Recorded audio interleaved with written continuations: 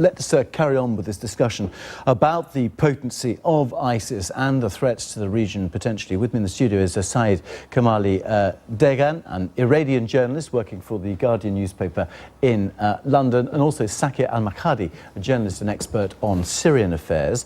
Also, Barcin Yinanç from the Hürriyet Daily News in Turkey. Sakir, just looking at how ISIS originated, and it came through obviously from Syria. Why were they allowed to sort of develop in Syria? Was this a main target of President Bashar al-Assad?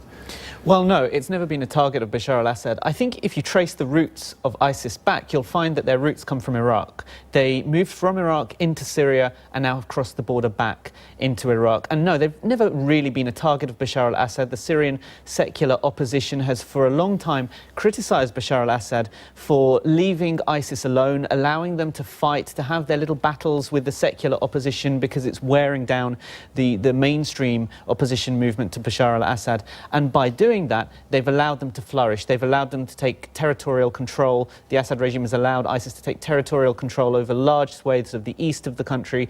They've allowed them to take control of oil fields, and that's where they've been able to generate wealth. They've sold oil allegedly even back to the Assad regime, and from there they've been able to push into Iraq. But I think the danger now is to talk in purely sectarian terms. What we're hearing is that this is a reaction against the Maliki government in some way. I think that if you look at the support that they've got in Syria and in Iraq, this is not a Sunni uprising against the regime of Nouri al-Maliki in Iraq. This is a minority extremist group that has used its oil wealth to cross the border and take control of large parts of the country. The Sunnis in Iraq who feel marginalised, some are joining, although the government spokesman a little earlier on this programme was saying, or an hour ago, was saying that these were renegade generals who were loyal to Saddam Hussein and who were wanting to throw that over. Saeed, just looking though at the Iranian connection here, Iranian officers on the ground, is there the power within Tehran to remove Maliki or to see that a new Shia leader emerges who would be more successful in uniting Iraq? I think the fate of Iraq and what happens next, I think quite rests in the hand of the extent of cooperation that will happen in the region, mainly probably because between Iran and the United States. I don't want to exaggerate the cooperation or the prospects of cooperation between Iran and the US, but I think a possible cooperation on the political level, not on the military level, will be helpful for the future of Iraq, and I think it would be helpful to bring back stability to the region. And I think it's striking that, what is happening, you know. A year ago, talking about Iran being a possible ally or a nominal ally of the United States in any country in the region was quite, you know, you couldn't think about it. Now you're talking about it, and I think, and it's striking to me that I see some people have this prejudiced and distorted view of Iran and want to demonize it all the time. I think Iran, without perhaps exaggerating its role, I think can play a positive role, especially in Iraq. And I think that's something that has to be embraced and has to be explored. And Barcin, just looking at the America's involvement in this, what more does America need to do in terms of support for countries like where you are and its traditional allies in the region, so that they're not caught up in something which is incredibly damaging?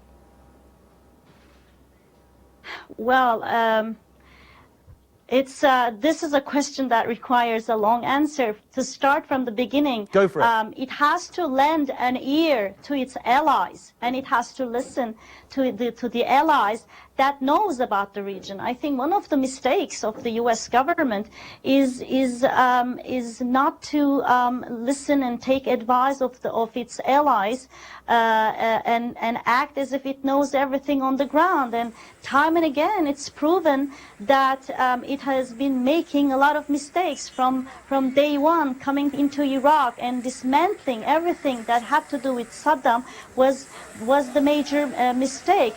then all along the course there has been so many talks with US, between Turkey and US, on how to manage things, etc. But unfortunately, each time United States government chooses the shortcut, the shortest way, the easiest way, and it ends up in a much more complicated situation. Perfectly answered. Thank you very much. We are running out of time. Just a quick comment from both of you. I mean, all the options for the United States are not attractive, are they?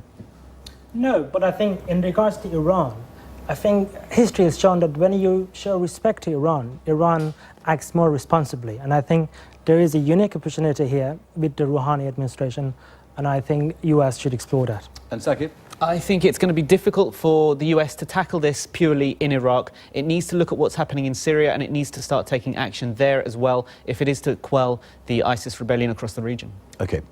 Sakia, thank you very much indeed. Saeed also, and Bachin in Istanbul. Thank you very much indeed for joining us on this programme. And that is it so far from me, Tim Wilcox, and the whole team here on this unfolding crisis in Iraq. If you'd like to keep up to date with developments, you can go to the website. You'll find the latest news and analysis there.